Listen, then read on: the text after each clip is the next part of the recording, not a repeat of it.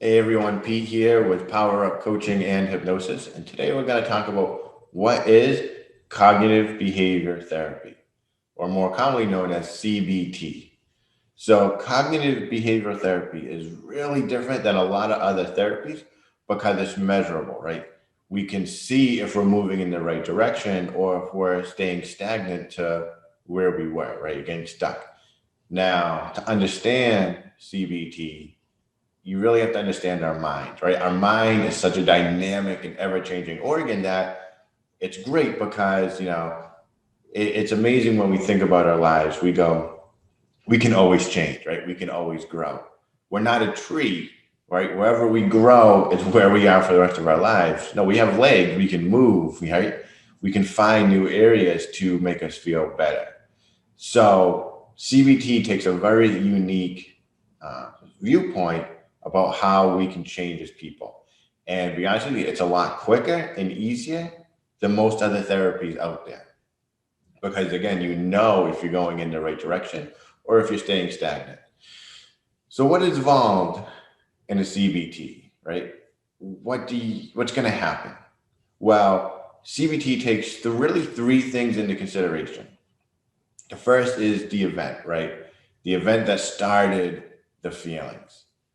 The second one is those thoughts, those beliefs, those behaviors. And then the last one is the outcome that we continue on to have us have that anxious feeling, that depressed feeling, right? That is the outcome. You feel depressed, you feel anxious all the time. So think of it this way.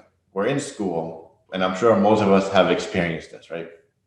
We we have a an event. So let's say a pop quiz, right? The teacher goes, "Hey everyone, welcome to the class.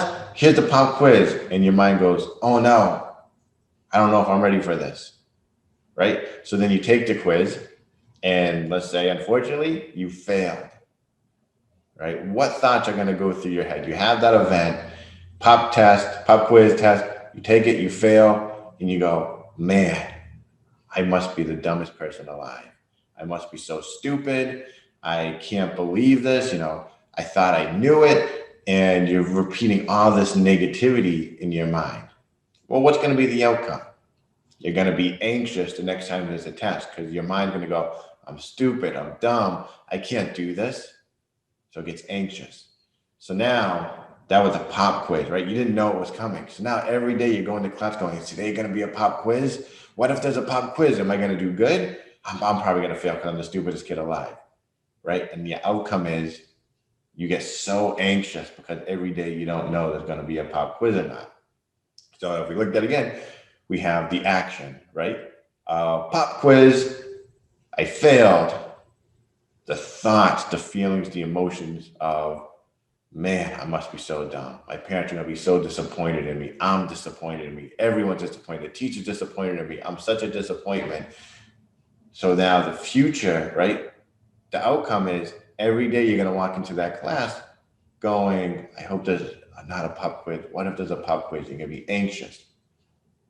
Now, the thing about our mind is it looks for things to connect. So if it's anxious about what if a pop quiz is coming, it starts looking for other things to be anxious for. It doesn't go, what if, let's say you're turning a teenager, what if I fail my driver's test? Or you're learning to ride a bike, what if I fall off? Or you're learning your first job, what if I do a bad job?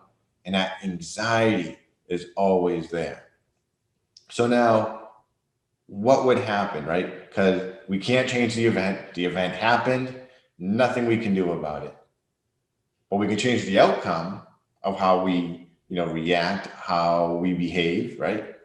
But how do we do that? Is by working with the thoughts and feelings that we got from the event. So, what CBT does is it works with that moment, right? Those thoughts we have. Because if you change your thoughts, you change the outcome. So now, what if, right, that event happened, the kid failed, and he goes, "Man, this was just a bad test.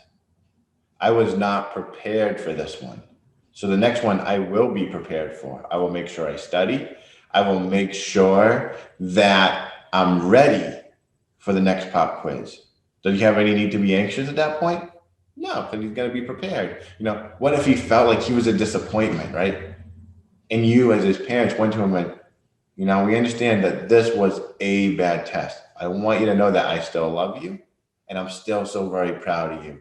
Let's work together so you're prepared for the next one. Is he going to have that feeling of doubt? Is he going to have that feeling of disappointment?